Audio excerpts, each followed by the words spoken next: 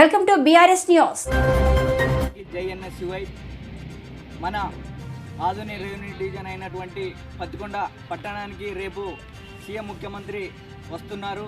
అలాగే ఇక్కడ సమస్యలు తీర్చలేకుండా ఆయన ఎలా అడుగు పెడతారో, ఎన్నికల ముందు అయితే సూపర్ 6 హామీల పథకాలు అమలు చేస్తామని, అలాగే ఇక్కడ ఉండే మెడికల్ కళాశాలను పూర్తి చేస్తామని, పత్తికొండలో టమోటా జ్యూస్ ఫ్యాక్టరీ ఇప్పటికైనా ఏర్పాటు చేసింది లేదు.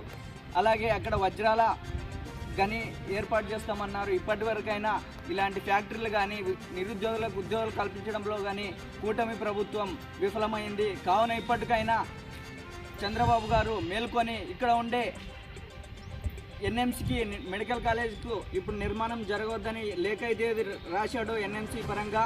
కావున సెల్ఫ్ ఫైనాన్స్ జీవోను రద్దు చేసి, అలాగే ఇక్కడ ఉండే నిరుద్యోగులకు ఉద్యోగాలు కల్పించే విధంగా చర్యలు తీసుకోవాలని మేము డిమాండ్ చేస్తూ ఉన్నాం. జై ఎన్ఎస్యుఐ. జై జై.